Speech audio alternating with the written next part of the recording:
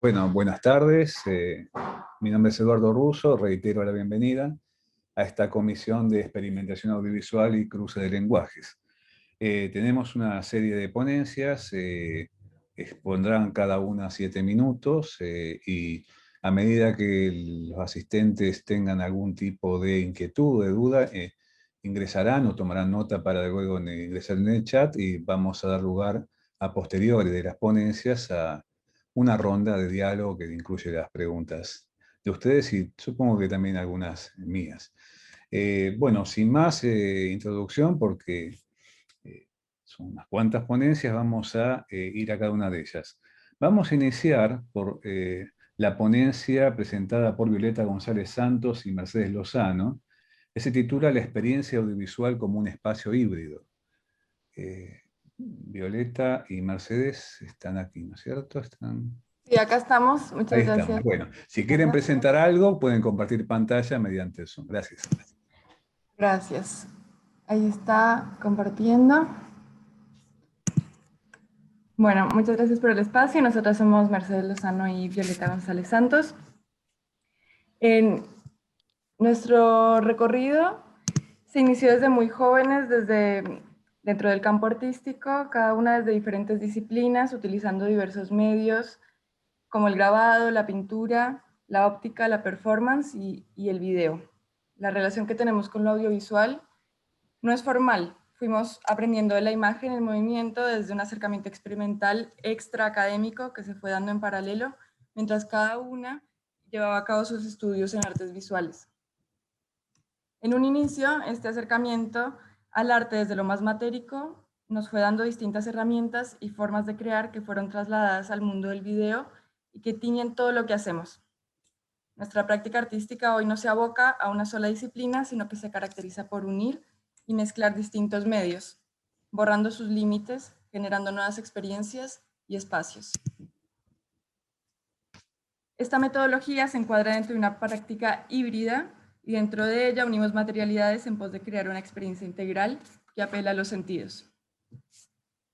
El arte contemporáneo puede ser definido como un punto de inflexión donde los distintos géneros y medios confluyen en la producción de obras, alejándose de prácticas categóricas más tradicionales. En este contexto, el lenguaje audiovisual, en todas sus manifestaciones, le brindó la posibilidad a los y las artistas de experimentar con la imagen, el espacio y el tiempo virtual, electrónico y más recientemente digital. Sin embargo, hasta el día de hoy se puede ver que las prácticas audiovisuales son concebidas como algo separado del resto de las artes y desde la escena latinoamericana nosotras sentimos que el campo audiovisual necesita todavía de una mayor exploración espacial, como lo hacen otros medios como quizás la escultura, para generar una relación con las diversas materias y con la interpretación, con la interpelación que tienen nuestros cuerpos con esos espacios. Por esta razón, nuestra intención es problematizar las prácticas audiovisuales desde una perspectiva híbrida, para potenciar todas sus posibilidades. ¿Pero qué significa una práctica híbrida?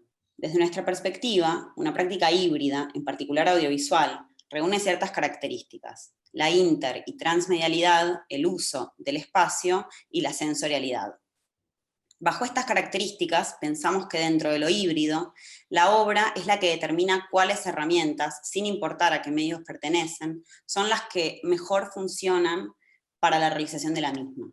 Esta confluencia de herramientas mediales conforman un nuevo medio en sí mismo, que utiliza también el espacio físico y virtual como herramientas y materias. De este modo, este conjunto de herramientas y operaciones tiene como fin interpelar los sentidos del espectador y la espectadora, generando una nueva experiencia multisensorial, multiespacial y multitemporal. Desde los años 60, la experimentación audiovisual dentro del arte contemporáneo ha abierto camino no solo por su carácter intermedial, sino porque posibilitó a los y las artistas trabajar con una materialidad de imagen novedosa en su momento, que es la imagen virtual electrónica. Es este tipo de imagen, ahora también digital, la que vemos asiduamente circulando en nuestras computadoras, celulares y demás dispositivos vinculares. La imagen virtual convive, incluso media, con nuestro entorno y nuestra experiencia del mundo al estar instaurada completamente en nuestra cotidianeidad. Teniendo esto en cuenta, es fundamental pensar qué rol cumplimos al generar piezas que incluyen imagen en movimiento.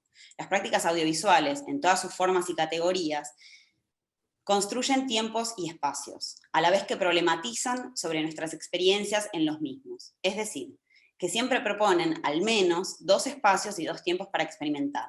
Uno virtual, el de la pantalla, y el otro, el del espacio físico real donde se enmarca la obra. Entonces, ¿qué puede surgir cuando se cruzan distintas experiencias temporales y espaciales?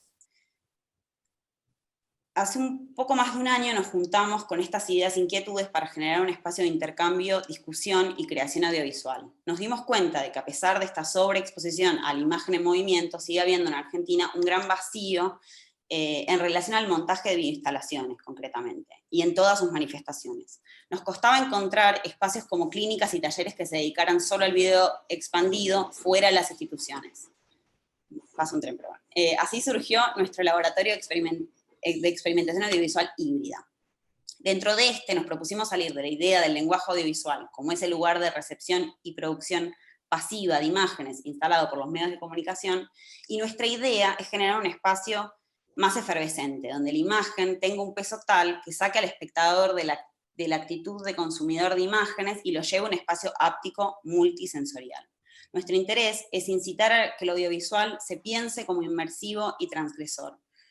Proponemos salir del oculocentrismo y que la obra audiovisual se sienta antes de que se vea. Sin embargo, ¿con qué herramientas disponemos hoy en día para sacar a las prácticas audiovisuales del universo unidimensional y pasivo? ¿Cómo se puede sentir la imagen en movimiento? Como ejemplo de esta experiencia perceptiva, nos interesa destacar el trabajo colectivo que realizamos en el 2018 y 2019 para la muestra Las formas del sonido en el espacio de sonido y arte digital del Centro Cultural Kirchner. La instalación que propusimos fue producto del intercambio activo entre nosotras dos y el artista y músico Joa Joyce. A través del trabajo colaborativo entre los tres, compusimos y creamos un mismo universo desde nuestras diversas disciplinas y posiciones. El resultado fue Campo Indefinido, una instalación que planteaba un recorrido que problematizaba la espacialidad del sonido y su encuentro con la imagen audiovisual. En un giro conceptual, también se problematizaba con esa forma tan propia de las prácticas audiovisuales donde el sonido queda relegado a la imagen.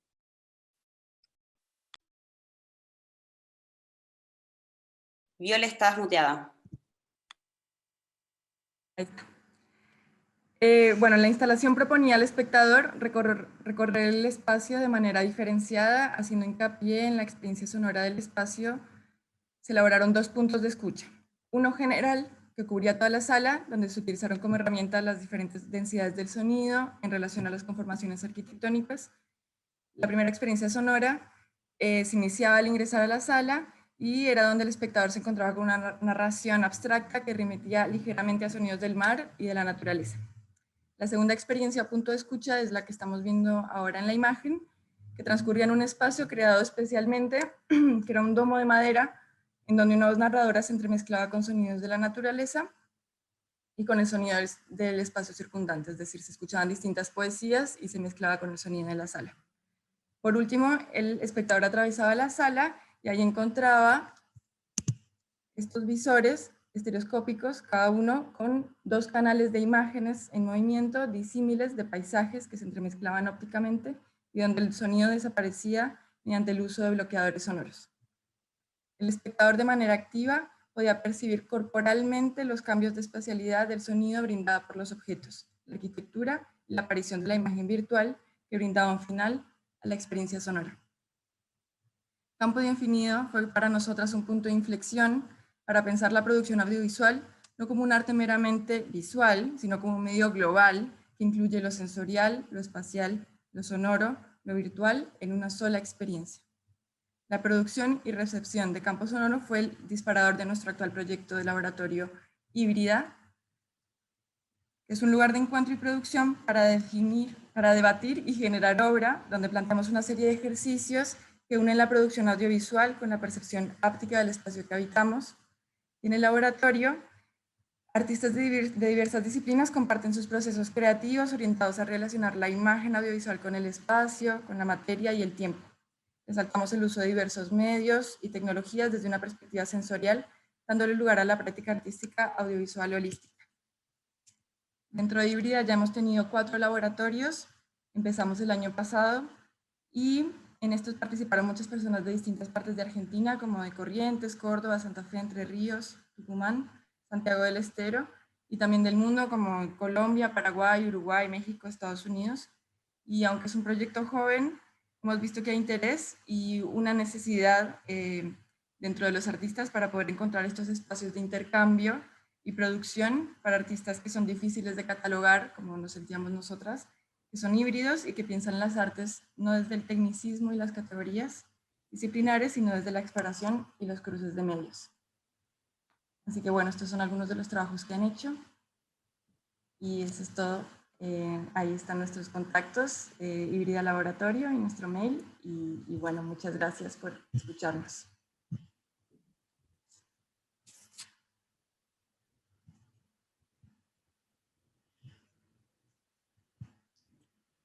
Muy bien, bueno, gracias Violeta, gracias Mercedes. Vamos ahora a la presentación de Federico Sykes, titulada Cine y accesibilidad, experiencias de un cineasta sordo. Federico, ahí te vemos. Hola. Bueno, muchísimas gracias, buenas tardes. Este es mi nombre en lengua de señas, me llamo Federico. Yo me he recibido de productor de imagen y sonido en esta universidad hace unos años ya. Bueno, ojalá llegue a contarles todo lo que quiero contar en estos 7 minutos.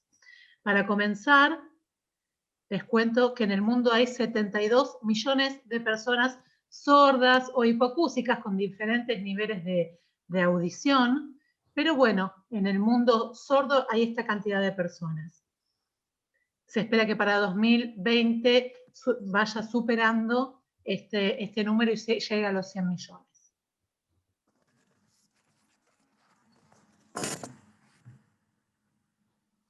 La comunidad sorda habitualmente siente mucha... Perdón, estoy perdiendo la imagen de Federico, denme un segundo.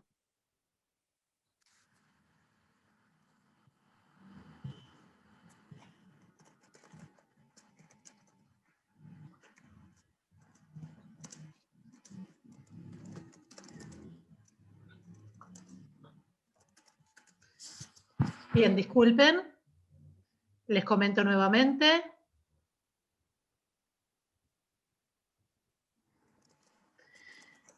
No, no estoy viendo. Le voy a preguntar a Patricia, mi colega, si ella está pudiendo ver a Federico. Sigo yo. Gracias, Pato.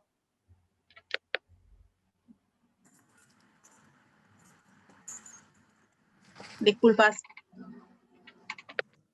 Bueno, yo crecí siendo una persona sorda.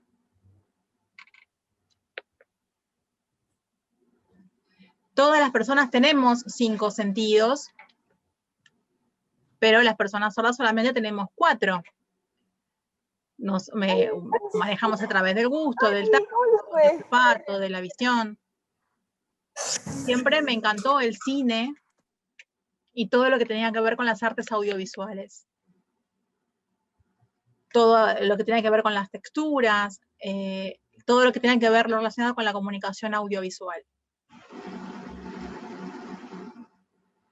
Cuando terminé la carrera aquí en la facultad, yo estaba decidido en crear un festival internacional de cine sordo aquí de Argentina. El primero fue en el 2016 y la segunda edición fue en el 2018. A la última edición asistieron casi 10.000 personas de diferentes provincias, también de diferentes países, de escuelas, asociaciones.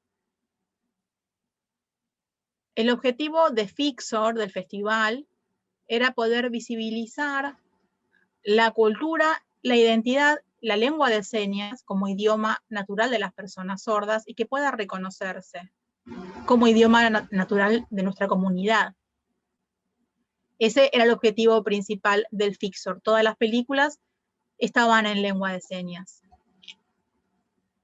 Y contaban con subtitulado para aquellas personas que desconocían la lengua de señas. Muchas veces a las personas sordas nos pasa que cuando vemos películas, que tienen audio para oyentes y subtitulado para las personas sordas, bueno, acá el Fixor era al revés, era ver la lengua de señas y tener que leer los oyentes aquellos que no comprendían. Aguarden un minuto. Entonces, bueno, el resultado fue muy positivo. Quiero aclararles que la lengua de señas y el español son dos idiomas diferentes, que tienen estructuras diferentes, gramaticalmente son distintas, son dos idiomas distintos. No es lo mismo la lengua de señas que el español. Aquí en Argentina hay casi 6 millones de personas sordas y el 90% de las personas sordas tienen dificultades para comprender la lectura y acceder a la escritura. Esto se debe a que la educación no es accesible para las personas sordas. Por eso es importante poder incluir el bilingüismo aquí. El bilingüismo consiste en trabajar en forma conjunta la lengua escrita más la lengua de señas. Aquí en Argentina no hay mucha accesibilidad. Falta mucho todo en relación a todo lo que tiene con el subtitulado, para que las personas sordas podamos acceder a la cultura, a la información, porque es nuestro derecho como personas. Pensamos que la accesibilidad es solamente incluir subtitulado y esto no es así. La accesibilidad es mucho más profundo que esto. Hay que buscar diferentes formas, por ejemplo, el subtitulado adaptado para personas sordas. También poder incluir la lengua de señas en los diferentes productos, porque hay personas sordas que tienen diferentes, cada uno tiene una necesidad diferente. No todos necesitamos lo mismo. La comunidad sorda es muy heterogénea, en mucha diversidad. Por eso hay que buscar la forma de poder crear un producto que sea accesible realmente para todos. Cuando yo estudié la carrera en la Universidad de Palermo, nunca aprendí nada respecto de lo que tenía que ver con la accesibilidad. Este tema faltaba y por eso es que insisto mucho en poder incluirlo dentro de lo que uno tiene que estudiar en la facultad, porque es importante. Ya hace 12 años que se aprobó la Ley de Medios Audiovisuales y en su artículo 66 habla de la accesibilidad en relación al subtitulado, a la audiodescripción, a la lengua de señas. Es muy importante, pero hasta ahora la realidad es que no se cumple en su totalidad. Falta visibilizar este tema y tomar conciencia. Por eso es mi lucha personal esta, y también como profesional, poder crear y buscar diferentes espacios y proyectos que tengan que ver con, a través, no sé, de talleres o de diferentes formas para poder generar conciencia respecto de esto. Por último, y para cerrar, quiero contarles una historia que me marcó fuertemente. Un niño de 8 años que vivía en Saladillo, que es un pueblo que está a 3 horas aproximadamente de aquí de Capital. Fue a la primera edición del Fixor. Luego de ver todas las películas que se proyectaron, el niño se me acerca y me dijo: Fede, esta película la hizo una persona oyente, ¿verdad? No, le dije yo, está hecha por una persona sorda. No, sos un mentiroso, me dijo. Seguro lo hizo un oyente esto, yo veo que hay muchas personas oyentes que hacen películas. Entonces le dije que me esperara y llamé al director sordo español de esta película que habíamos visto. Y le dije: ¿ves? Él es una persona sorda, profesional, y es el que hizo la película. La cara del nene fue increíble, no podía creer lo que estaba viendo. Estaba muy emocionado. Se puso a llorar y me di cuenta que el resultado del Fixor había sido positivo. Perdón, se me cayó lo de atrás. Muchas gracias por todo.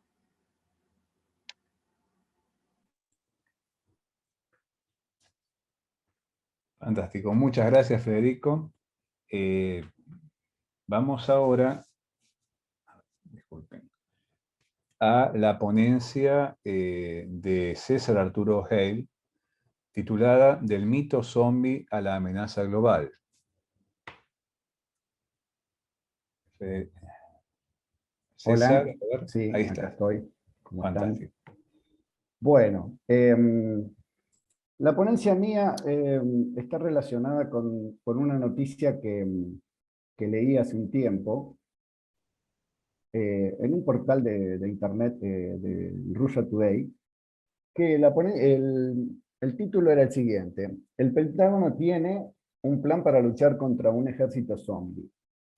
Entonces empecé a pensar en eso, digo, que primero pensé que era una broma, ¿no? Y después digo, voy a investigar un poco más. Investigo un poco más, leo la noticia, y efectivamente el Pentágono tenía un plan para entrenar a sus soldados a través de un simulador con zombies, en vez de soldados de ejércitos diferentes. Entonces eso me motivó a pensar cómo pasamos de esta idea del zombie original, ese zombie que era un zombie que estaba relacionado con el chamanismo, ¿no? Con el zombie que originalmente viene de los países africanos y que tuvo su influencia importantísima en la parte de América Central, más específicamente en Haití, en toda esa zona. Y digo, ¿cómo pasamos de ese zombie, que era un zombie totalmente distinto, al zombie que estamos viendo ahora? El zombie que vemos ahora es un zombie carente de toda forma de valor por el otro, y, y sediento y borboteante de sangre, ¿no es cierto? Entonces empecé a hacer una pequeña investigación, investigué un poco en internet, y descubrí una tipo ponencia, también se podría decir, de un español, que asociaba este tema, lo relacionaba con películas zombies de la década del 30. Entonces me pareció muy interesante partir desde ese punto y empezar a armar la ponencia mía. Las películas que se habla, digamos, en el texto de este teórico español, Carcaravilla Puey, es White Zombie, que se considera como que es la primera película de zombie original. Si bien el tema del mito del zombie aparece antes en una novela que se llamó La Isla, ya les digo bien, La Isla, perdón, estoy acá. La Isla Mágica, de William Seabrook, fue con White Zombie, la película de Victor Halperin, donde el mito del zombie empezó a florecer. Pero ¿qué pasaba con ese zombie? Ese zombie era un zombie que estaba relacionado con esto que digo primero, con el chamanismo, con el Bokor, que el Bokor era el médico, digamos, o zombificador, el brujo zombificador, que tenía la potestad de, a través de sus pócimas, convertir a los trabajadores en esclavos. Entonces, el zombie original era un zombie que estaba destinado al tema de la esclavitud. ¿Qué pasa? Nosotros en la actualidad empezamos a ver que las películas, digamos, de zombie ha cambiado totalmente la visión de ese zombie. Esa visión de zombie que tenía los originales fue cambiada por lo que decía de un zombie totalmente deshumanizado, totalmente ávido de sangre y ávido de cualquier... es como que el zombie actual no tiene valor por el otro. Entonces empecé a leer algunos textos y en un principio el zombie estaba trabajado desde la mirada. Si ustedes ven la película de Víctor Halperin, en la que trabaja el actor Bela Lugosi, la primera escena de la película, se ven los ojos profundos de Bela Lugosi interpretando a Mardel Legrande, que es el que va después a zombificar y a manejar a los zombies. Entonces, esa mirada está relacionada en algún punto con algunos textos relacionados con Freud. Estuve investigando y viendo el tema de lo ominoso de Freud, donde Freud ya habla del tema de la pérdida de la visión como una pérdida de la castidad. Y entonces me pareció que era importante esto de tener en cuenta de que el zombie era como el zombificador, mejor dicho, era como una especie de dominador del otro a través de una especie de castración. La persona era totalmente dominada y castrada mediante los poderes mágicos que tenía el zombie. En la actualidad, los zombies, según autores como digo un segundito,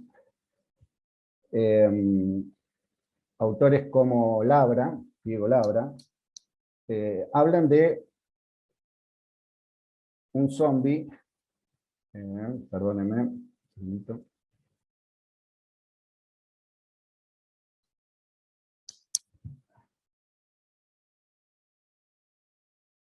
Bueno, no, quería decir esto antes, perdón. En la película de Halperin, los zombies están divididos en dos tipos. Están los zombies que son los que están abocados al trabajo, digamos, obrero en los cañaverales, y por otro lado, el trabajo de los zombies que son pretorianos, como se los denomina, que son los que están al mando de Legrande. Todos, menos mal. Entonces, este tipo de zombie, hola, este tipo de zombie, el zombie de Legrande, tiene, que estoy diciendo, el zombie pretoriano, como lo llama Carcaravilla Puey, es un zombie que está relacionado con el advenimiento del Tercer Reich. Entonces, me pareció importante este punto para poder entender por qué el zombie hoy en día es visto como una amenaza global, porque si ustedes ven las películas de zombie de hoy en día, la mayoría de los zombies es como una peste que arrasa y que no tiene, digamos, ningún tipo de control. Entonces, la noticia de que los Estados Unidos estaba utilizando zombies para entrenar a sus soldados, no era tan descabellada en el sentido de que el zombie es el enemigo ideal, porque no tiene ningún tipo de reparo. Esto lo vemos como una especie de... Perdón.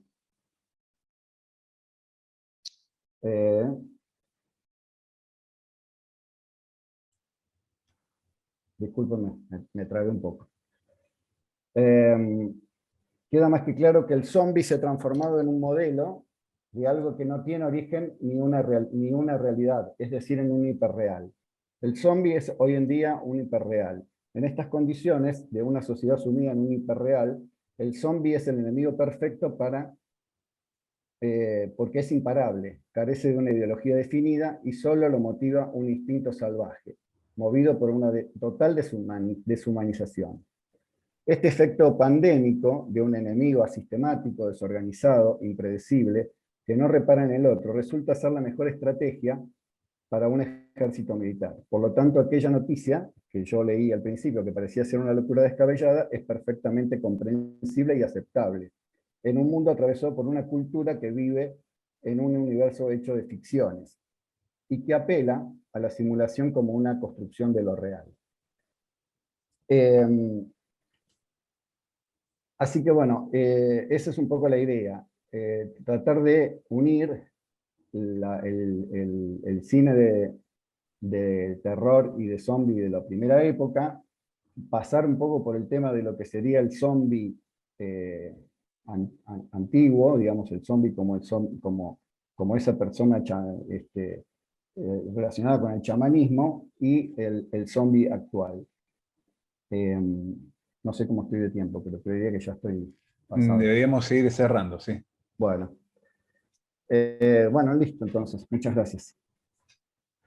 Bueno, muchas gracias, César. Vamos ahora a la ponencia de Andrea Cárdenas y Javier Sobrino, titulada Grupo Fosa hacia una poética de lo transdisciplinar. Andrea, Javier, están por ahí, Hola, ¿no? ¿qué tal? Ahí está, perfecto. ¿Se escucha bien? Muy bien. Perfecto, gracias. Bueno, esta ponencia se presenta como parte del corpus de investigación, ¿sí?, de Cuerpo Vivo, Política y Cruce de Lenguajes en la Argentina, desde los 80 hasta la actualidad, que dirige el magíster Alfredo Rosenbaum de la UNA, del área de Artes Visuales.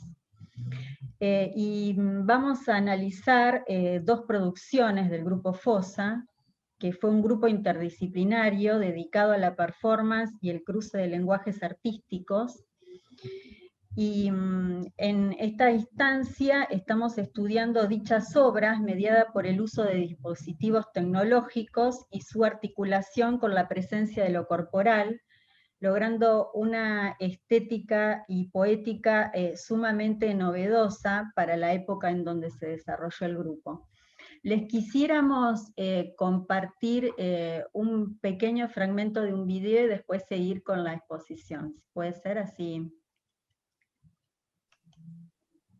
Sí, adelante, pueden compartir pantalla.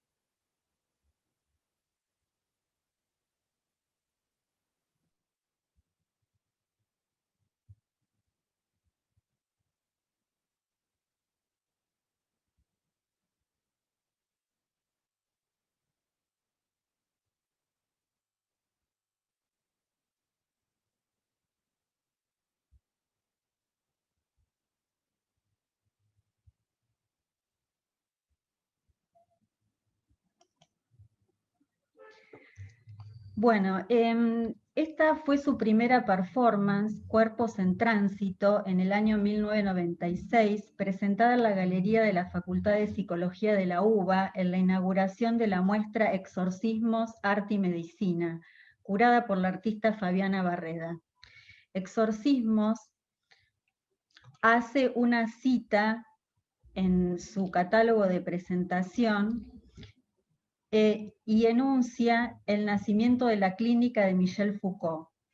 Comienza el texto curatorial que plantea los lineamientos conceptuales de la muestra, donde este libro trata del espacio, del lenguaje y de la muerte, trata de la mirada, Foucault, 1966.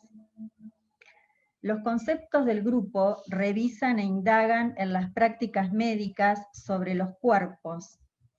Estas se inscriben a través de huellas materiales e inmateriales, donde se realizaban acciones repetitivas, como emulando un protocolo médico y ritualizando la relación entre médico y paciente. Haciendo referencia a Le Breton en Antropología del Cuerpo y la Modernidad, este da cuenta de la eficacia simbólica propuesta por Lévi-Strauss para cuestionar las limitaciones de la medicina tradicional y de la psiquiatría en relación con un universo de símbolos en los cuales está imbuido el ser humano, y este va más allá de sus búsquedas de curación hacia otro tipo de prácticas alternativas y de sentido holístico. La medicina está pagando por su desconocimiento de datos antropológicos, elementales. Olvida que el hombre es un ser de relaciones y de símbolos, y que el enfermo no es solo un cuerpo al que hay que arreglar. Le Breton, 2008. El cuerpo intervenido, escrutado y mediatizado por las imágenes que se manipula y que es factible de analizarse, se somete, y en ese sometimiento el cuerpo puede ser curado y modificado, y por lo tanto disciplinado.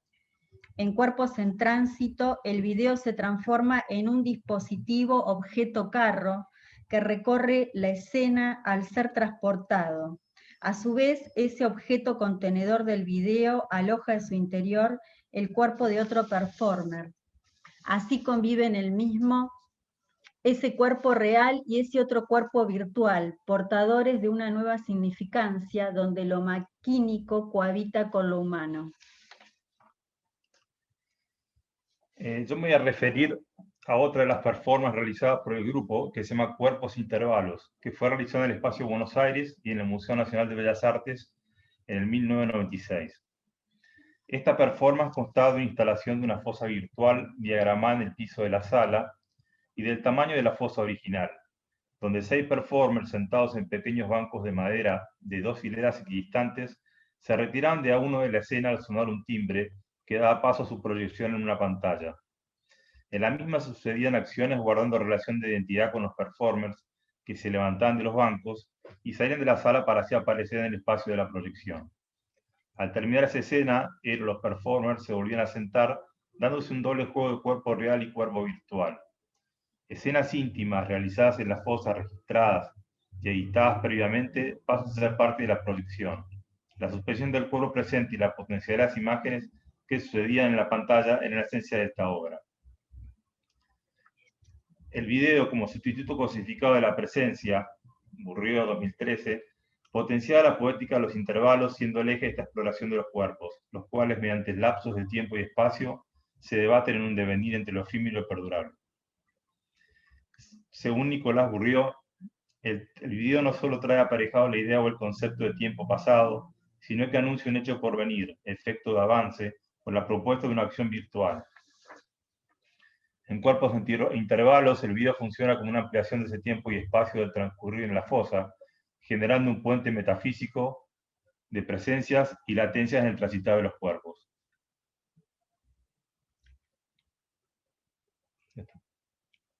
Gracias. Gracias. Muy bien, muchas gracias. Vamos ahora a la exposición de Ileana Gómez Gavinoser, titulada Experimentación en lenguajes de cine y animación sincréticos. Ileana, A ver. Sí, ¿qué tal? Buenas tardes. Ahí estás, fantástico. ¿Qué tal?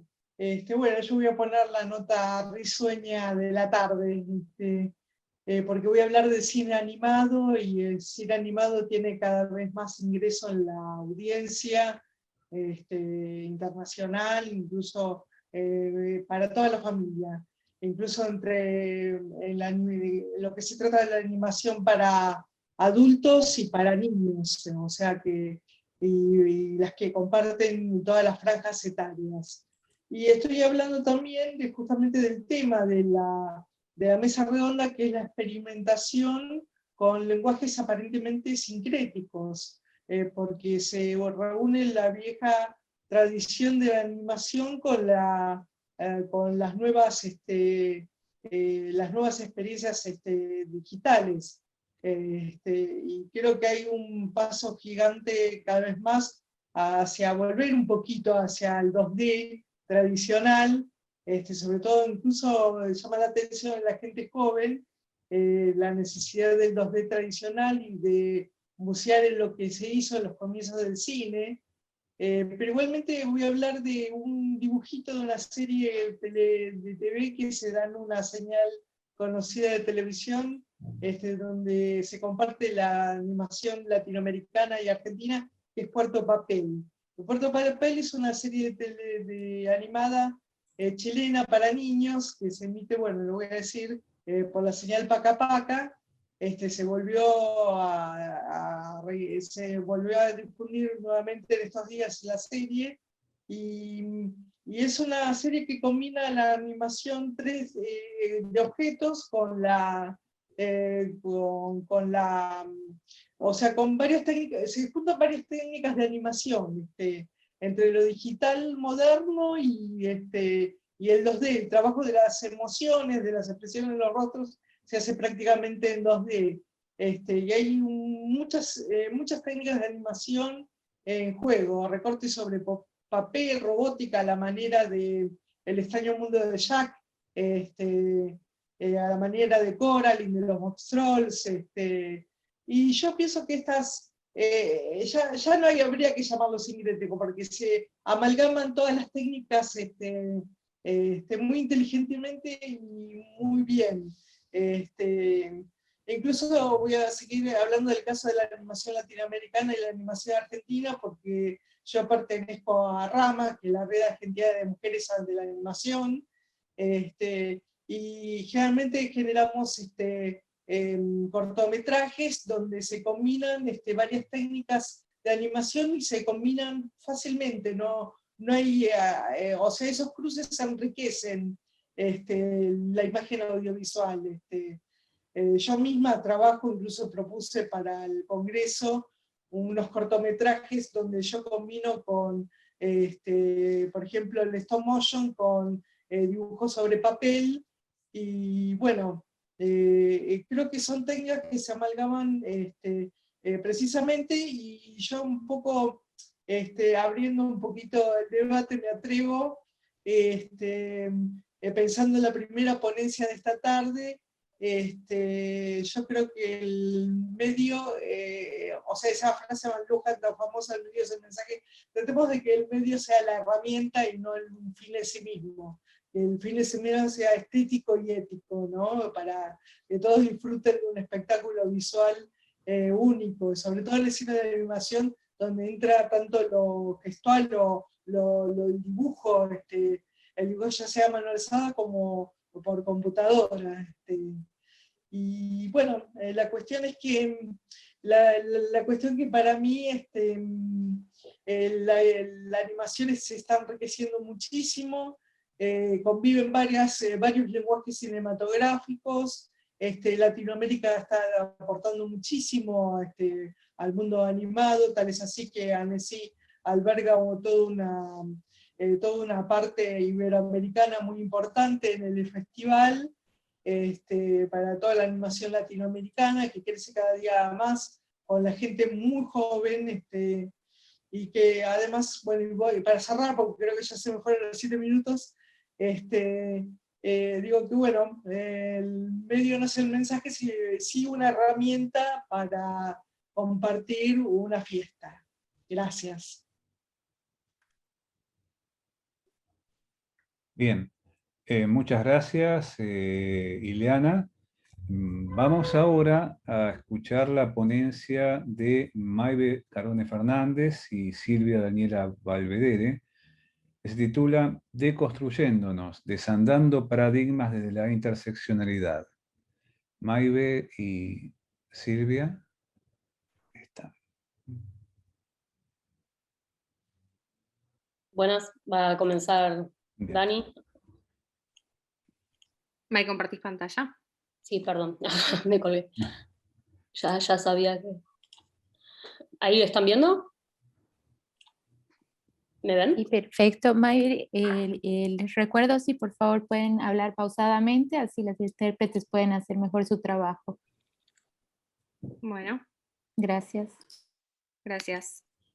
Bueno, nosotros vamos a hablar de lo que fue el trabajo de Construyéndonos. Vamos a, como base, a marcar lo que fue nuestro marco normativo para la realización. Vamos a tener en cuenta la Convención de las Personas con Discapacidad de la ONU, que es del 2006, la Ley de Servicios de Comunicación Audiovisual, que es del 2009, y la Ley de Accesibilidad de la Información de las Páginas Web, que es del 2010, ¿sí? Para lo que es la convención, nos vamos a quedar con un artículo en particular, y de esto vamos a desprender un par de palabras claves, por decirlo así. ¿Sí? Para el artículo 9 dice que los Estados partes adoptarán medidas pertinentes para asegurar el acceso de las personas con discapacidad en igualdad de condiciones con las demás, que incluirá la identificación y eliminación de obstáculos y barreras de acceso. Entonces, en este momento nos vamos a quedar con la palabra barrera, ¿sí? ¿Qué es una barrera? La barrera es un obstáculo a la participación plena y efectiva de la sociedad debido al entorno, ¿sí? El entorno es, la barrera no es la persona, sí, sino que el entorno es lo que genera esas barreras, ¿sí? Estas barreras pueden ser de varios tipos, ya sean actitudinales, físicas o comunicacionales. Otra cosa que va a ser importante en la realización del documental es lo que la Convención nombra como lo que vendría a ser el diseño universal, ¿sí? Que dice que hay que promover el diseño, el desarrollo, la producción y la distribución de sistemas y tecnologías de la información y las comunicaciones accesibles en una etapa temprana, a fin de que estos sistemas y tecnologías sean accesibles al menor costo. Una vez más, nos quedamos con las palabras de hacer accesible en una etapa temprana. En esto, para lograr esto, ¿sí? Se centra en dos tipos de métodos, por decirlo así. Uno es el apoyo, ¿sí? Que puede ser un objeto o persona de la que se va a valer la persona con discapacidad como herramienta para vehiculizar su autonomía y autodeterminación, ¿sí? La idea de esto es que junto con este apoyo, que de vuelta puede ser un objeto o una persona, incluso un sistema, la persona pueda tener control sobre su propia vida y pueda dejar de ser y le ayude, ¿no?, a que las personas con discapacidad no sean simplemente un sujeto pasivo, sino que también activo en la sociedad. Entonces, de vuelta, esta convención está más centrada a lo que se llama diseño universal, que por temas de tiempo voy a simplemente reducirlo a que el diseño de un producto en torno a un programa, ¿sí?, puede ser utilizado por todas las personas sin necesidad de adaptación ni diseño especializado o segundas versiones o demás, ¿sí? Como en la mayor medida posible, ¿sí? Otra de las maneras que prevé la Convención para accesibilizar es lo que se les llama ajuste razonable, ¿sí? Que son modificaciones y adaptaciones necesarias y adecuadas que no impongan una carga desproporcionada o indebida cuando se requiere en un caso particular para garantizar de vuelta el acceso y no solamente el acceso, sino que la participación, ¿sí? En igualdad de condiciones más allá de cualquier tipo de discapacidad, ¿sí? Y está mucho más centrada en lo que es los derechos humanos y de las libertades fundamentales. Y luego tenemos las dos definiciones de las leyes que vamos a tomar como marco normativo de accesibilidad. En parte, la ley de medios habla de incorporar medios de comunicaciones adicionales, ¿sí? Que en estos pueden ser lengua de señas, subtitulado oculto o closed caption, y audiodescripción, ¿sí? Para la recepción por personas con discapacidad sensorial, adultos mayores y otras personas que puedan tener dificultades para acceder a los contenidos. Y en contraposición, vamos a ver lo que es la ley web, ¿sí? Que la ley web dice que se entiende por accesibilidad a los efectos de esta ley, a la posibilidad de que la información de la página web pueda ser comprendida y consultada por personas con discapacidad y por usuarios que posean diversas configuraciones en su equipamiento o en sus programas. Entonces, a modo de resumen, podríamos decir que la ley de medios, si la contraponemos contra la ley de accesibilidad web, en cuanto a accesibilidad, la ley de medios va hacia un ajuste razonable o una remediación, y la ley de web, ¿sí?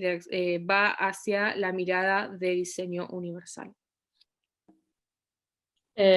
Bueno, siguiendo acá en la línea de lo que plantea mi compañera, de acá en adelante vamos a ver un poco cómo esto aplica a la realización del documental de Construyéndonos, que lo que hizo fue tratar de poner un poco en práctica estas tres herramientas propuestas por la ley de medios, pero más bien bajo el prisma de la ley de accesibilidad web, ¿no? En esto que la convención trae como diseño universal, ¿sí? Para evadir lo que sería la adaptación o la remediación de un producto realizado a priori de manera excluyente. Las estrategias en las que nos basamos son el abordaje social de la temática pensado en territorios, y es importante tener soluciones contextualizadas a lo que son nuestra sociedad y cultura, en la transdisciplina, buscando antecedentes en distintas áreas de estudio, en el modelo social de la discapacidad, como se trajo anteriormente a través de la convención, como plataforma política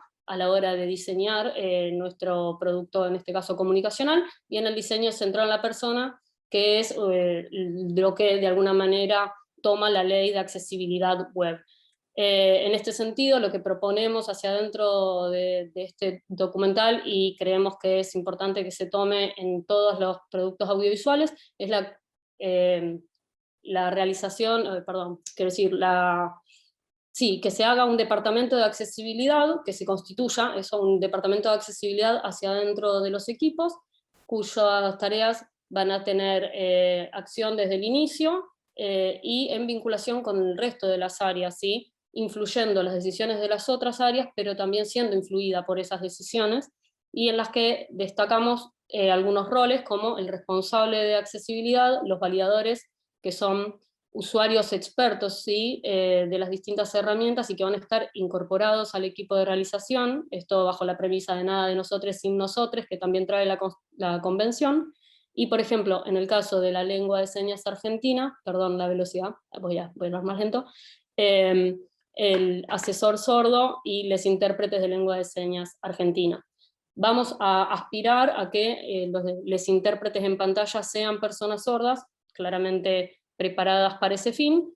Eso va a ser más fácil en los elementos, en los productos que sean asincrónicos, que no sean en vivo, pero no es imposible hacerlo en vivo, ¿sí? Solo que es más complejo. Y en Argentina hace falta todavía tecnificar mucho este campo profesional para que eso sea posible. En lo que hace directamente a la realización de este documental, la propuesta de accesibilidad presenta 4 versiones originales, esto es, todas versiones realizadas en paralelos y desde el inicio, 3 de estas versiones son audiovisuales, la de lengua de señas argentina, la de subtítulos abiertos y la versión tradicional, que no va a incorporar herramientas de accesibilidad, y va a haber una cuarta versión que es sonora.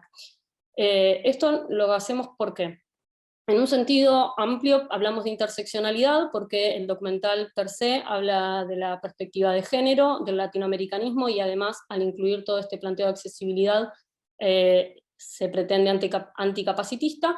Y por otro lado, y también retomando lo que decían algunos compañeros antes, la idea de hibridación. Vamos a echar mano a otros lenguajes artísticos y a otras disciplinas para la concreción de este documental.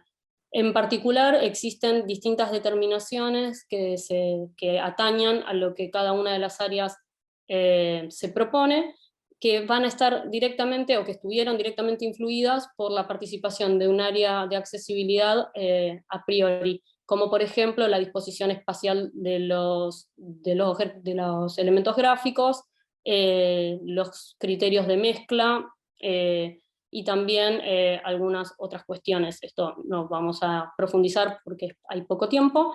De acá en adelante lo que pretendemos es, o lo que buscamos también a partir de este documental, es generar conciencia social, formalizar el campo de estudio. En Argentina no existen espacios de estudio formales para estas y desarrollo de estas áreas.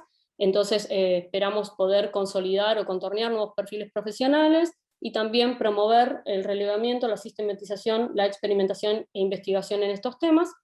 Y en tercer lugar, buscamos poder difundir, fortalecer y perfeccionar la legislación, que es más extensa que la que hemos nombrado en esta presentación, y que creemos que en muchos casos es insuficiente. Es insuficiente porque es un poco vaga en sus definiciones y en sus formas de plantear soluciones, por decirlo de alguna manera, pero también es insuficiente porque al no haber conciencia social, difícilmente las personas luchen porque esto se respete, se mejore y defiendan lo que hay, ¿sí? Entonces esto es algo fundamental. Bueno, estamos acá atentas a sus dudas y consultas. Si les interesa el documental y el resto de nuestro trabajo, se los podemos facilitar. Muchísimas gracias. Bueno, gracias Mayde y Silvia. Bueno, ahora veo que me toca a mí. Va a ser un poco excesivo, pienso que tengo 2 intervenciones. Vamos a exponerlas en forma consecutiva, y más mi función de coordinación, espero que no sea una especie de sobredosis mía dentro de la mesa. Pero bueno, voy a compartirles aquí 2 breves presentaciones para poder acompañar esto fundamentalmente con algunas imágenes, ¿no? Entonces, lo primero que vamos a desarrollar, disculpen, voy a compartir pantalla, así lo vemos todos juntos, es la primera presentación, aquí está, que se titula, vamos a ampliar aquí, se titula Entre cine y videojuego, la cámara subjetiva y sus avatares. A ver, disculpen que estoy queriendo... Ahí estoy la pantalla completa, si lo pueden ver junto conmigo. Estas 2 intervenciones tienen por finalidad jugar en la intersección entre el campo de la realización audiovisual de los medios tradicionales, audiovisuales básicamente el cine, y su contacto con el mundo de los videojuegos.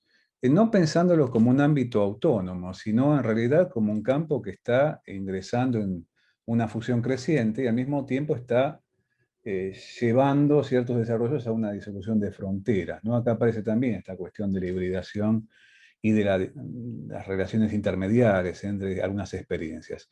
Esto de la cámara subjetiva tiene que ver con elementos que conocemos desde hace mucho tiempo del origen de lo audiovisual. Uno puede ver, en principio, a ver, disculpen que estoy... ver acá una producción cinematográfica que tiene 121 años. Esta producción es del año 1900, se llama ¿Cómo se siente ser atropellado por un auto? O ¿Cómo se siente ser pasado por encima? Está hecha por un realizador británico llamado Cecil Hepworth, la pueden ver en YouTube, y se trata simplemente de un plano donde se ve en el fondo del cuadro que avanza un automóvil hasta el momento en que el automóvil atropella a un paseante que está ubicado en el mismo punto de vista del espectador.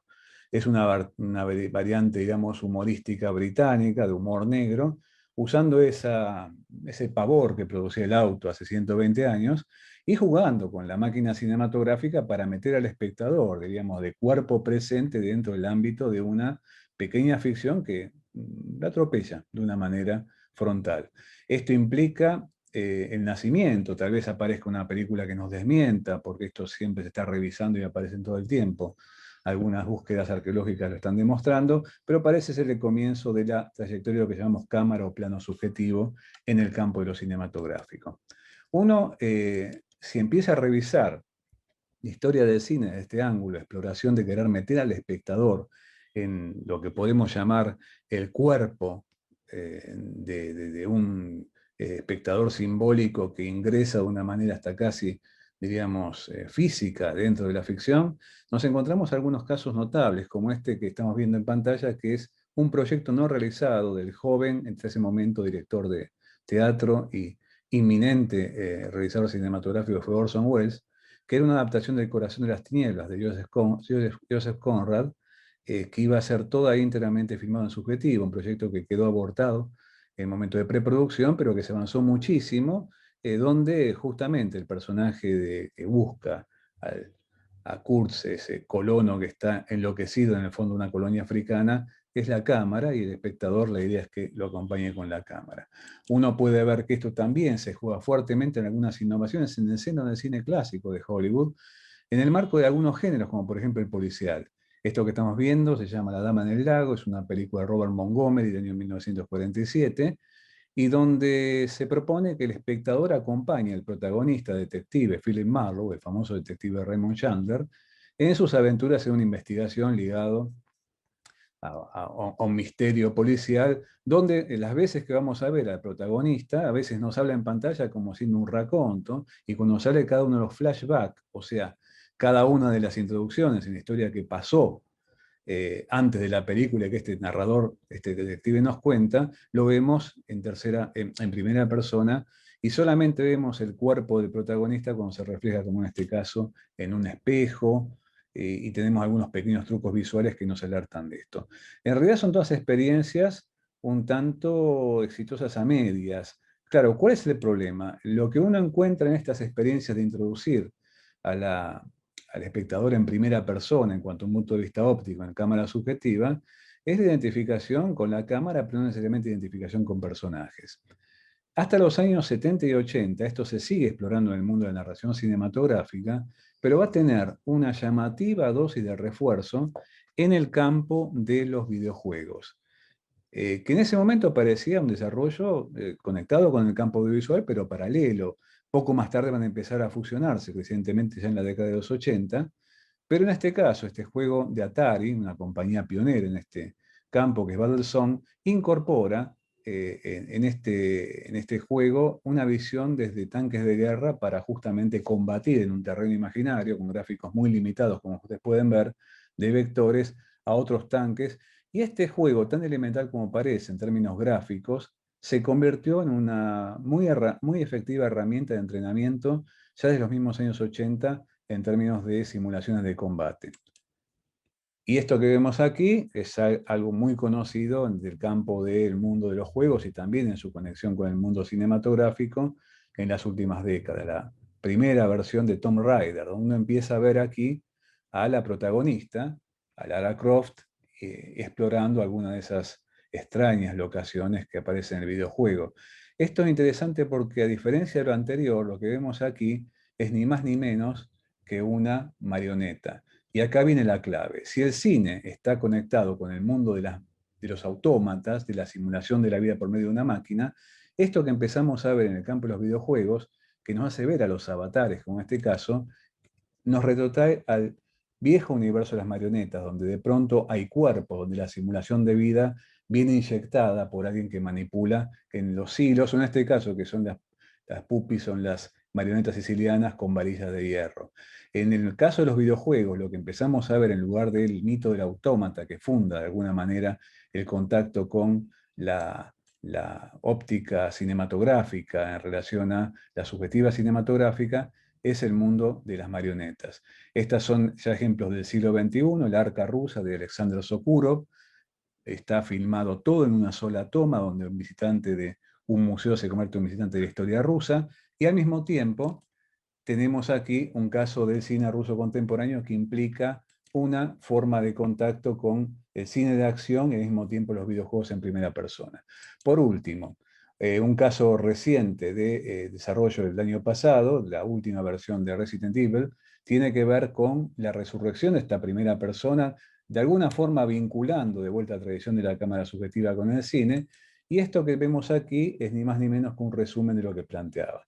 La identificación primaria que conecta al cine con la cámara se ve reemplazada en el caso de los videojuegos por el pasaje al acto, la convocación a la acción.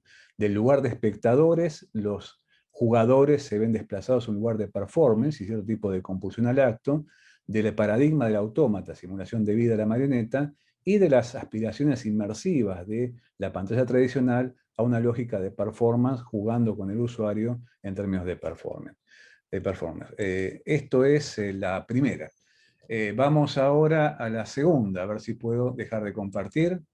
Y ya pasamos a la segunda. Disculpen que tengo que abrir el segundo video. Disculpen, vamos aquí. Que es, esto ya se alusiona a una marca registrada, que es una innovación muy poderosa llamada Stagecraft, que está revolucionando el mundo de la creación cinematográfica desde el campo de los estudios. Disculpen, vamos a... No sé si... Aquí estamos.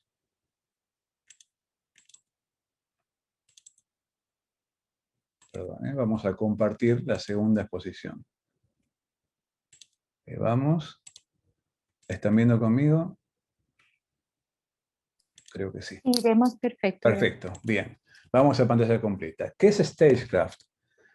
Esto en realidad es una redefinición del concepto de espacio cinematográfico con una vieja tradición, que es una tradición que se remonta a la concepción ilusionista del espacio cinematográfico como planteó de los mismos arranques del mundo del cine un realizador como Georges Méliès.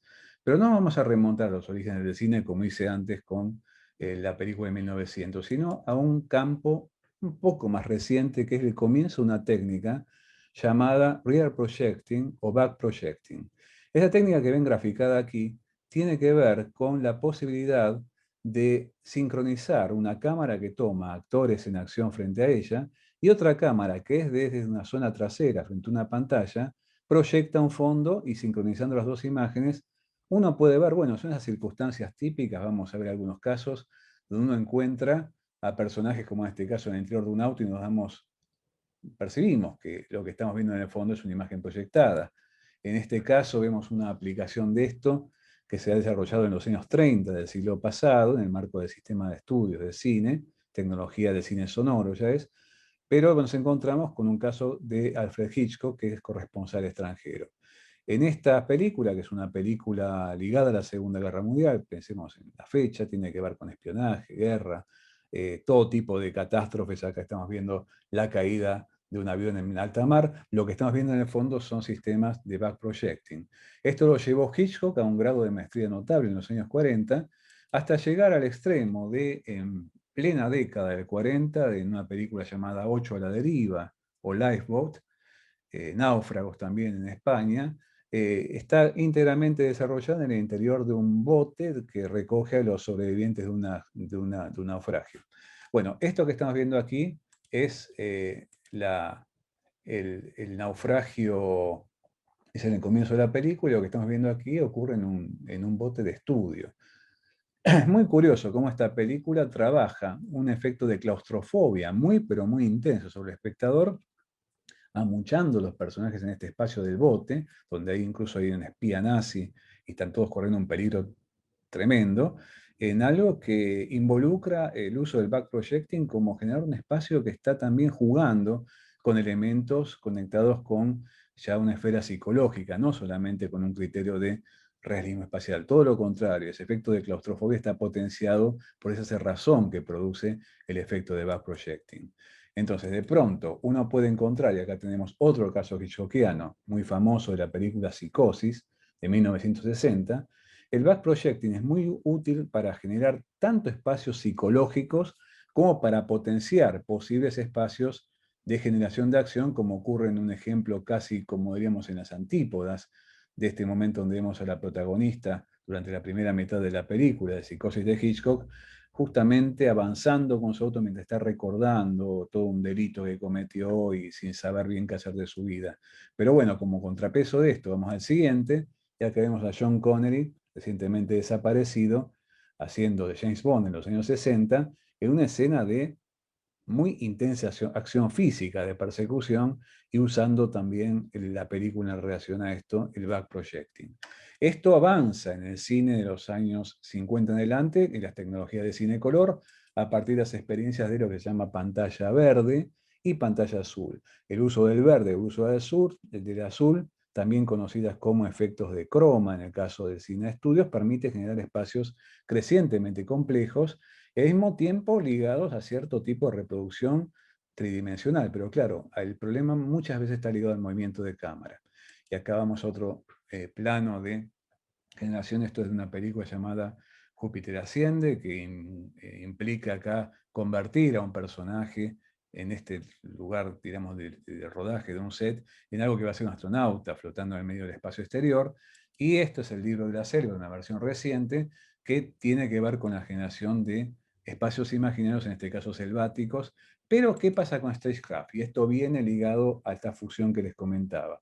Así como en la anterior ponencia hablamos de la fusión entre cine y videojuegos a partir de distintos usos de la cámara subjetiva, esto que estamos viendo, que se estrenó con todos los, digamos, todas las fanfarrias el año pasado en una producción de Lucas, es una tecnología que integra un motor de videojuegos al interjuego con espacios de set y con cámaras reales. Lo que estamos viendo acá es una motocicleta real, una cámara real, pero todo ese fondo generado en paneles LED de gran formato hace un entorno envolvente que tiene que ver con un espacio generado por un motor de videojuego llamado Unreal Engine.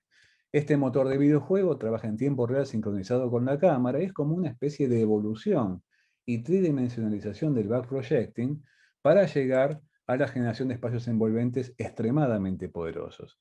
En este momento esto está apelando a la industria de alta producción, pero podemos ver que evidentemente en el set de Stagecraft se prometen cierto tipo de revoluciones, reemplazando por paneles LED lo que son las viejas pantallas verdes y azules o combinándolas con ellas, reemplazando a los elementos de escenografía física tradicionales.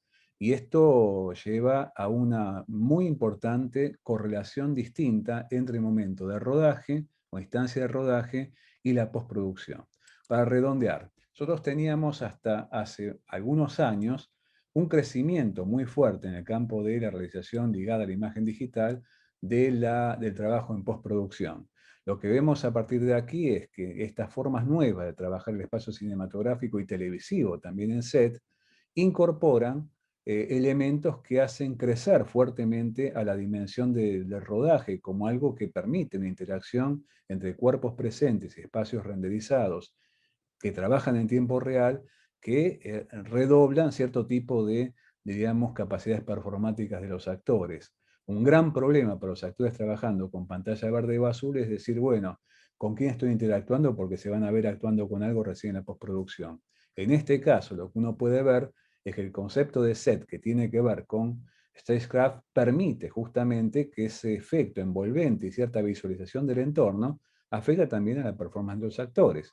Entonces, lo que encontramos aquí es una forma en que en la creación de espacios digitales y en la creación de la relación entre acción de actores y espacios digitales, estamos redefiniendo las instancias de creación en el marco del rodaje y todo lo que uno ve ligado a efectos visuales que hasta hace poco tiempo, antes de esto, uno pensaba desplazados al campo de la postproducción y ahora uno puede ver hasta qué punto pertenecen a cierto tipo de dinámica de fusión en el mismo momento de rodaje.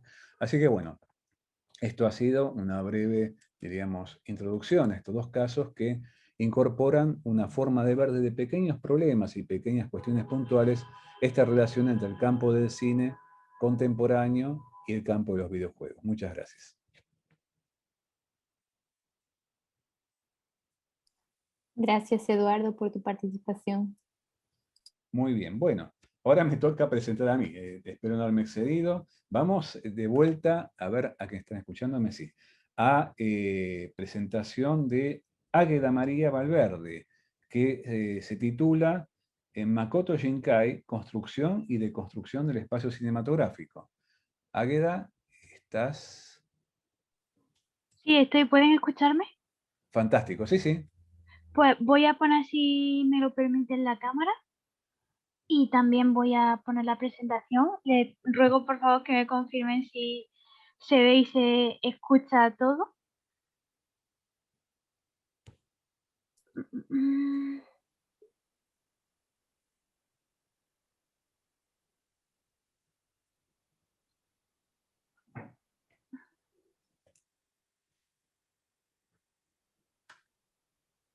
Águeda, te escuchamos, pero no estamos bien. Ah, ahora sí estamos viendo la presentación.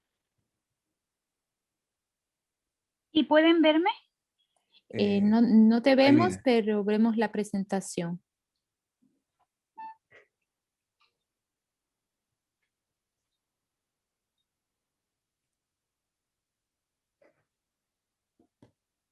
¿Ahora pueden verme? Sí, perfecto. De acuerdo. Pues voy a poner ya la presentación.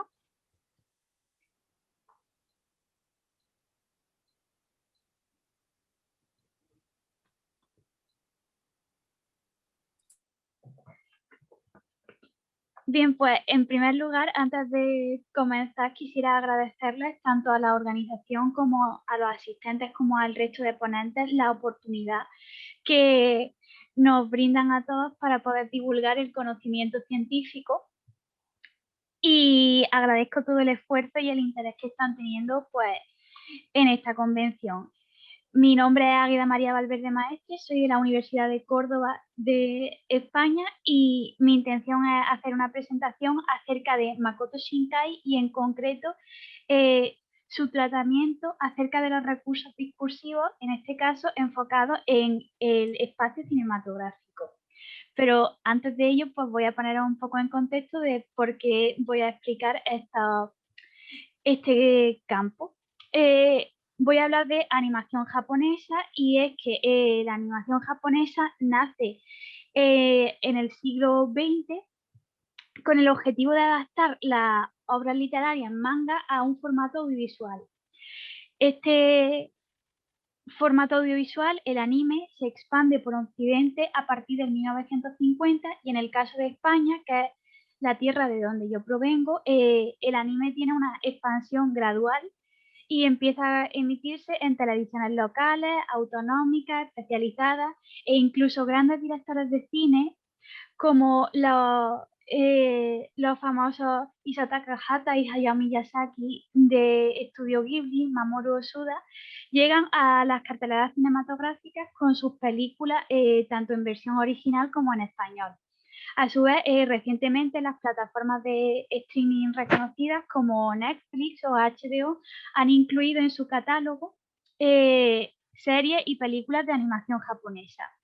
Hace poco Netflix, por ejemplo, en 2019 comenzó a implementar dentro de dicho catálogo las producciones de Estudio Ghibli.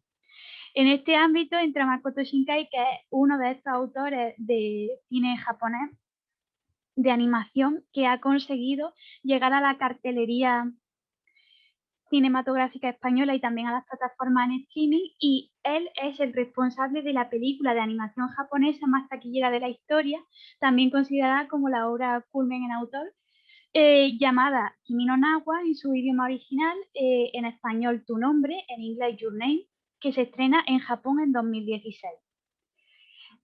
La importancia de esta investigación es estudiar los ejes del espacio presentes en Tu nombre, ya que el autor es un exponente del cine postmoderno y es una persona influente en el panorama audiovisual actual.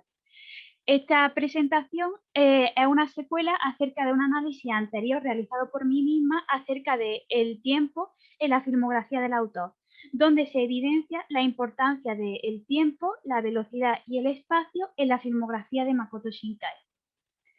Sin embargo, para comprender los resultados es importante que conozcáis la trama de la película. Por ello, voy a parar esta presentación y os voy a poner un pequeño vídeo explicativo.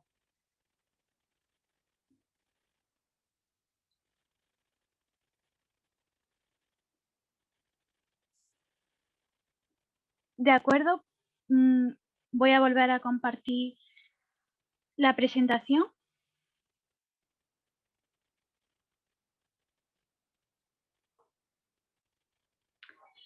Bien, antes de comenzar con el análisis de los recursos discursivos, en este caso los tres ejes del espacio, es importante que hagamos un pequeño análisis de los recursos narrativos y que caigamos en la cuenta de los puntos de vista utilizados en esta película, ya que son mecanismos claves para comprender tanto el largometraje como la percepción del espacio. En referencia a la clasificación de Sánchez Noriega, este largometraje combina 4 puntos de vista. 2 principales, que son en los que Mitsuha y Taki, los protagonistas que hemos visto, cohabitan en sus propios cuerpos, y 2 complementarios que transcurren mientras ambos están en el cuerpo del otro. La narración utilizada en esta... voy a moverles para que lo puedan ver mejor.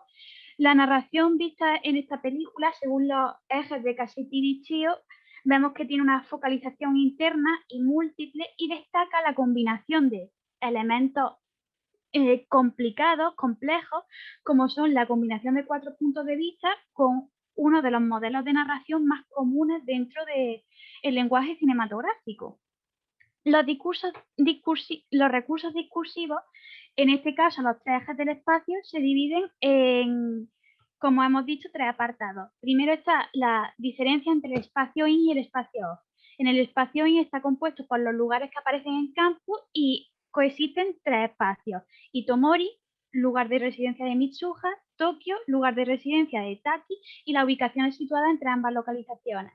En este punto destacan las relaciones entre el cuerpo y el espacio, ya que siempre que estamos en Itomori, la persona a través de la que se realizan las acciones es el cuerpo de Mitsuha, independientemente de que quien esté dentro, por decirlo de una forma más coloquial, sea Otaki o Mitsuha.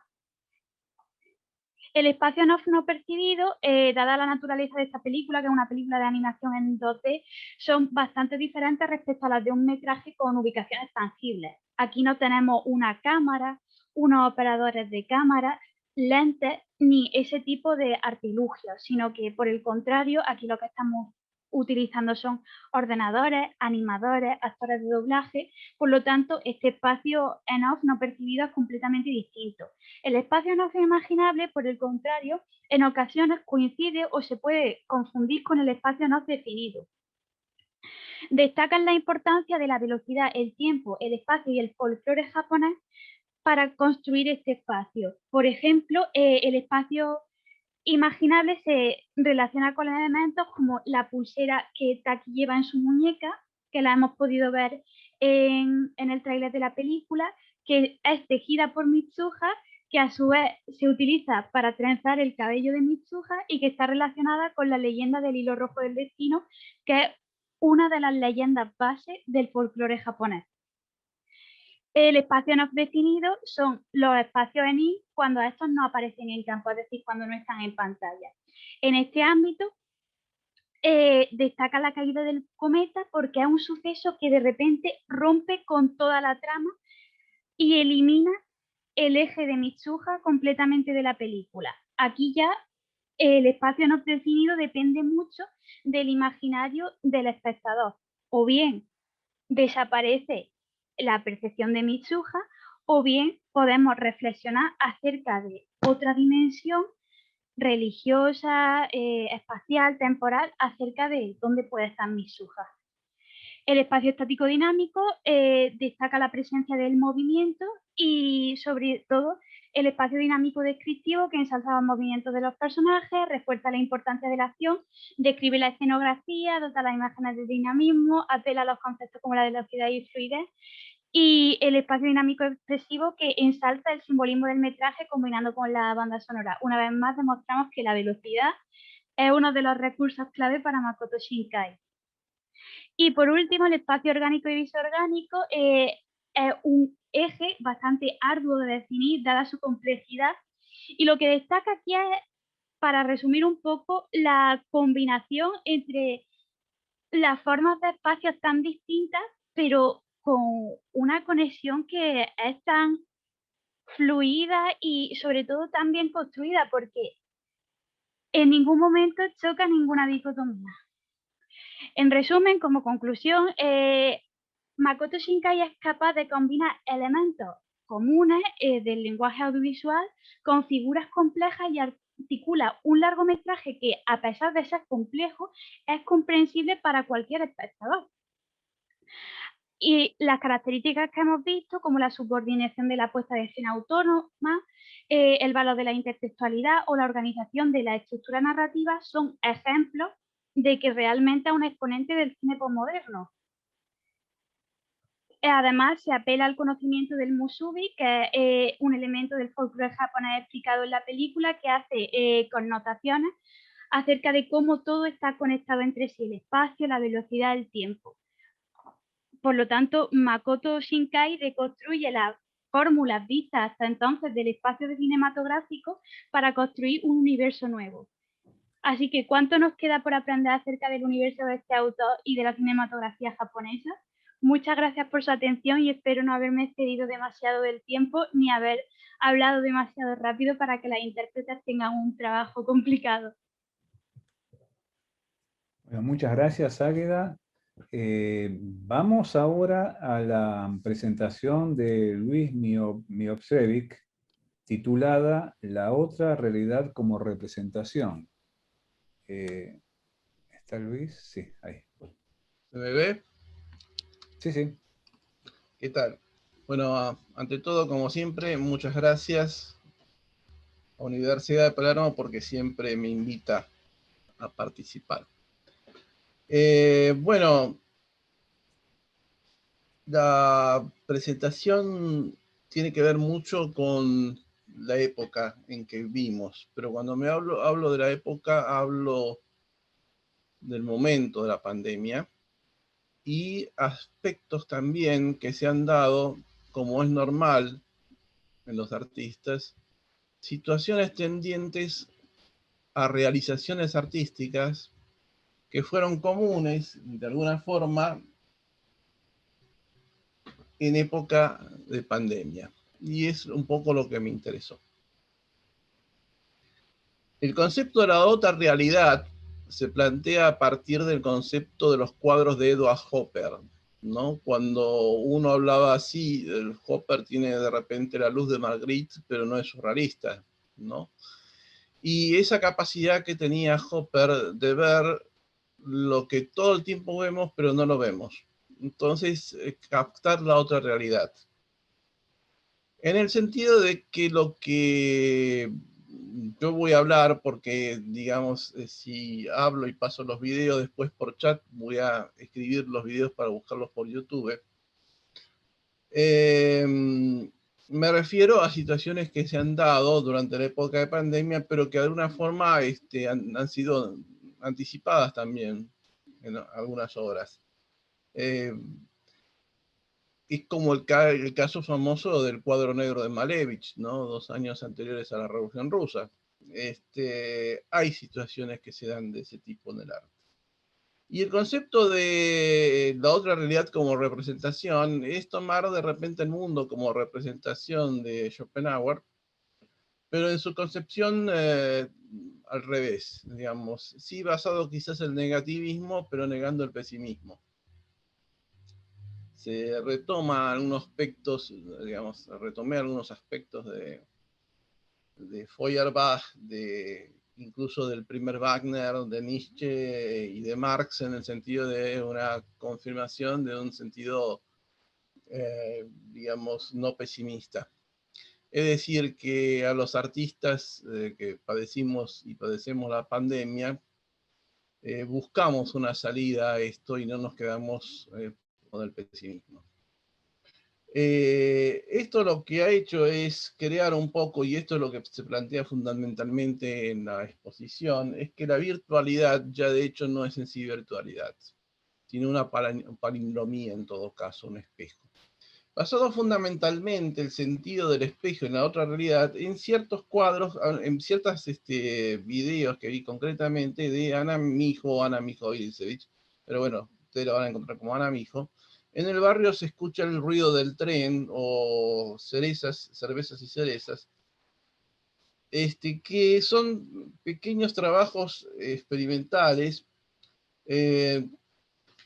pero que, digamos, encuentran un espacio de la otra realidad, es decir, la que nunca nos paramos a escucharla.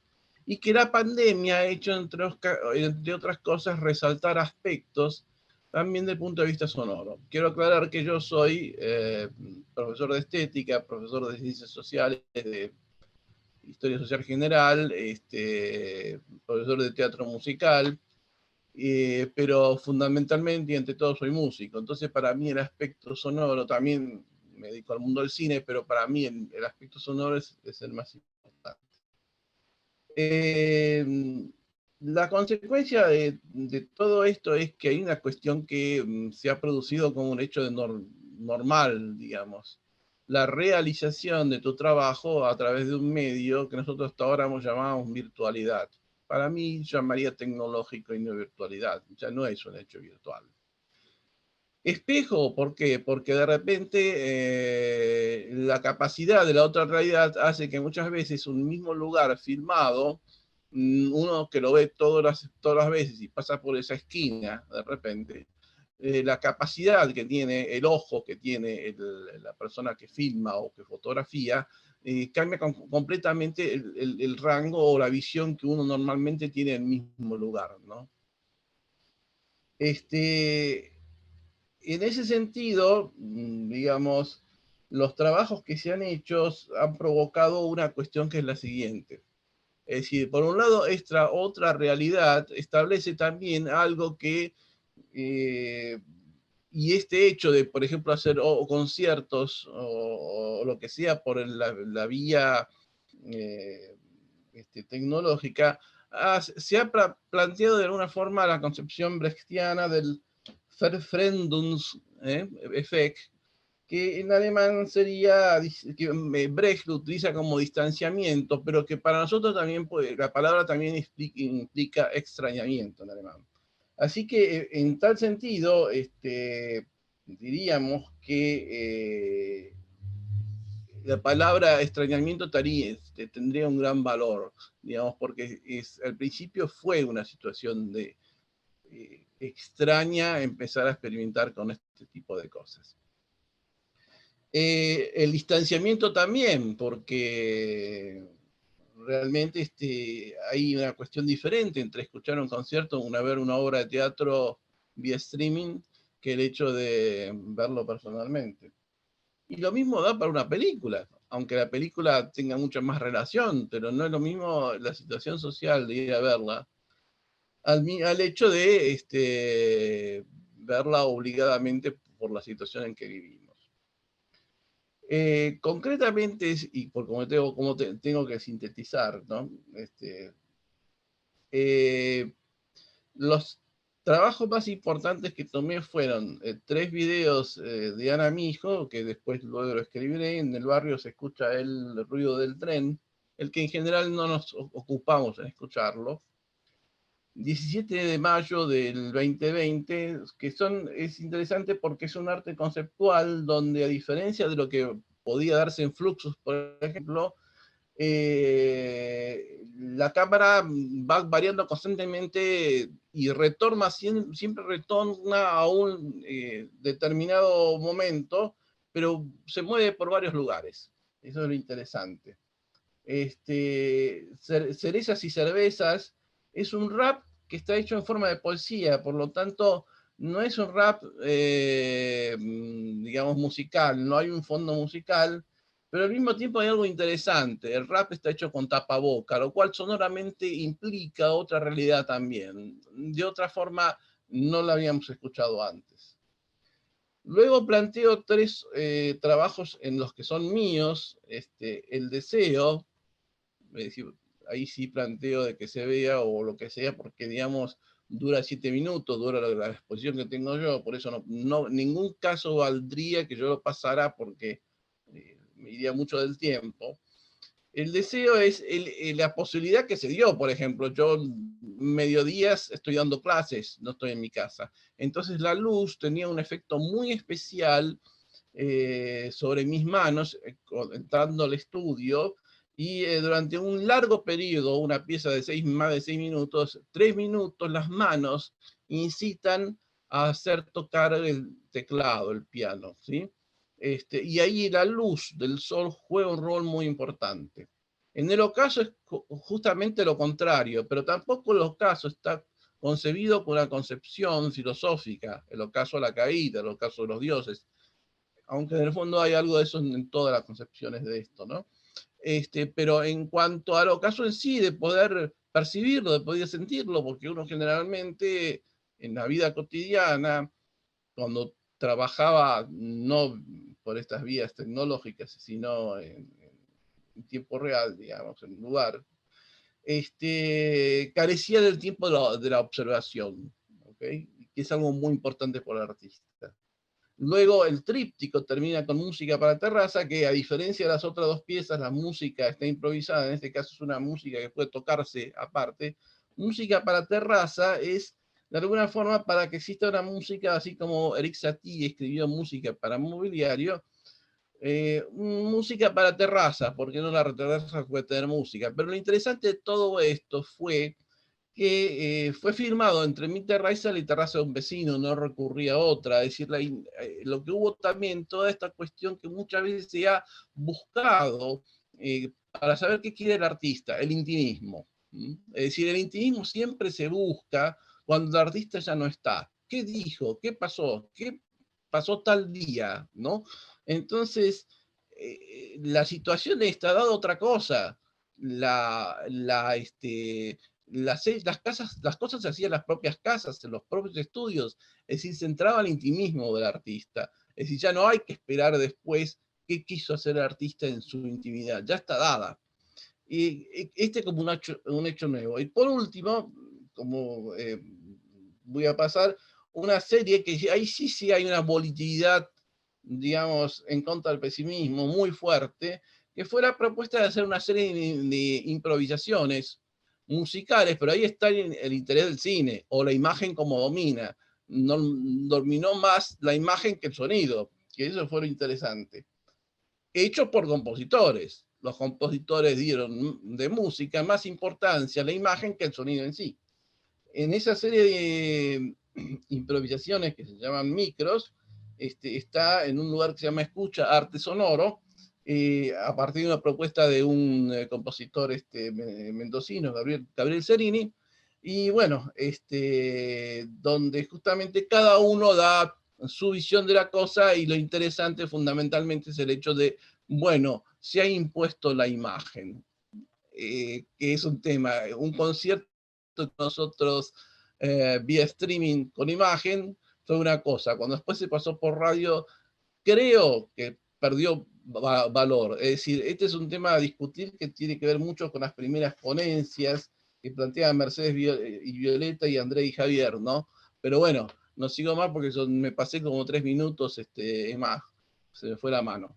Así que bueno, muchas gracias por todo, y yo ahora por chat paso las obras que comenté. Gracias por todo. Gracias, Luis. Bueno, vamos a ir a la última intervención, que es la de Franco Calderón Flores, que se titula Bitácora de creación de un relato como relato. Franco, te escuchamos y te vemos. Hola, ¿qué tal? Hola, un agrado compartirles el trabajo. Bueno, este trabajo del que les voy a comentar es un trabajo que realizamos junto con una actriz, y es un trabajo compartido. Yo soy en este momento el expositor, pero quiero recalcar esto porque también es parte de lo que de lo que me gustaría plantear. Generalmente siempre se presenta, a la hora de producir, se presenta como problema poder generar algún contenido.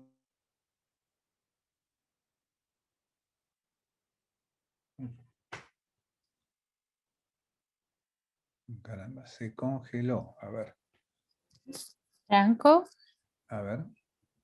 me parece que se cayó su conexión. Sí, se debe haber desconectado porque no localizo tampoco su ventanita. Ahí se está reingresando. Mira, justo. Franco, ¿nos escuchas?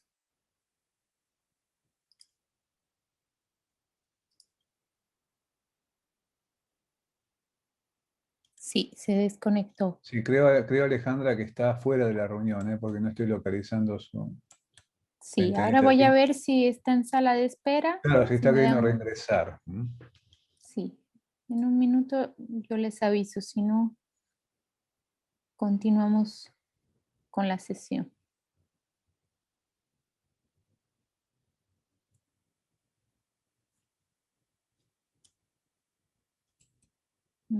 Me parece que se desconectó Eduardo. Sí, tiene todo el aspecto hasta diría de un corte de energía, ¿no? Sí, Pues, fue muy de repente. sí, con ese congelamiento. Bueno, en todo caso, yo lo que estoy viendo también que atento a la hora, nosotros tenemos que cerrar sí o sí a las 7:30, ¿no es cierto? Sí, sí, Alejandra. así que Pero sí, estamos muy apretados con el tiempo. Lo que creo que convendría, salvo que alguien tenga alguna pequeña pregunta muy breve para ser respondida más brevemente. Todos nos hemos adaptado a nuestros bloques de 7 minutos de una manera realmente notable porque es un corset que se siente. Pero en principio, yo lamento que no haya quedado un espacio para poder abrir a preguntas de la asistencia a esta comisión. De todas formas, aquí trato de hacer un breve cierre en unos sí, aquí minutos. volvió Franco. Ahí está, Si esperando que nos justamente puede volviera hacer Franco. su presentación A ver, ajustándose ¿lo al tenemos en tiempo. la sala ya, Franco? Hola, ¿qué tal? ¿Me Ahí escuchan? está, justito, sí. Perfecto. Seguimos entonces. Hola, ¿qué tal? Bueno, lo que les planteaba es que a la hora de producir un material, muchas veces están las ganas de querer crear un material audiovisual, pero muchas veces no hay una idea de la que un realizador se convenza o un grupo de trabajo quiera llevar adelante si ese texto, digamos, no da la seguridad de que hay algo que narrar. Entonces, bueno, el trabajo que realizamos en conjunto con la actriz Valentina Martínez, que me acompañó en este caso, lo realizamos solamente los dos y como ejercicio nos propusimos crear un relato sin tener un texto previo, sin, digamos, un texto como lo conocemos habitualmente, un guión o una pequeña escaleta, tal vez un guión técnico. Sí teníamos algún par de ideas, algunos materiales ya, digamos, tal vez una idea de un personaje, una idea de un vestuario, una idea de un lugar previos, pero no sabíamos exactamente qué íbamos a construir con esos elementos. Entonces, de esa manera, digamos, nos arrojamos, entre comillas, a improvisar, porque aquí es donde quiero precisar que para que fuese posible llegar a generar un contenido, si bien no existía esta forma habitual de trabajo, este esquema donde uno tiene ya, digamos, ciertos apuntes de qué es lo que quisiera recrear, lo que sí existía, y voy a compartirles acá, si es posible, mi pantalla. Eh, a ver, ahora sí. No sé por qué no me aparece la presentación. A ver si les... Si aparece ahora. No estamos viendo, Franco. Bueno, de todas maneras, no importa, lo voy a precisar. Simplemente es, surge el término un flujo del inconsciente. ¿A qué me refiero con este término? Nosotros, previamente a realizar este ejercicio y a proponernos el objetivo del ejercicio, porque eso sí lo teníamos, ya veníamos encontrándonos en otros aspectos. ¿Y cuáles eran estos aspectos? El intercambio de distintas experiencias, tanto en la parte actoral como en la parte realizativa. Todo se produce cuando te encuentras con una persona de una disciplina distinta. Lo que se produce es un caudal de conocimientos, de experiencias, de conceptos y de ideas, y sobre todo de imaginarios, que pueden ser muy distintos, pero que a la hora de generar un intercambio puede que encuentren este flujo del inconsciente que llamaría o flujo de los imaginarios. Entonces, esta sintonía fue la que nos permitió arrojarnos a generar un material audiovisual sin tener estos esquemas previos que acostumbramos generalmente para producir. Bueno, como les había mencionado anteriormente, lo que tomamos fue, o sea, yo personalmente quise crear una bitácora desde el punto de vista del realizador, por una indagación personal de qué es lo que ocurre al momento de filmar. ¿Por qué yo podría interesarme al tener el objeto como es la cámara, que me permite captar parcialmente la realidad o una realidad recreada? ¿Qué es lo que experimenta el realizador a la hora de tomar la cámara y tratar de generar una imagen? Entonces, bueno, el ejercicio pretendía poder generar esta reflexión al momento de generar la experiencia, al momento de que la actriz asume su papel,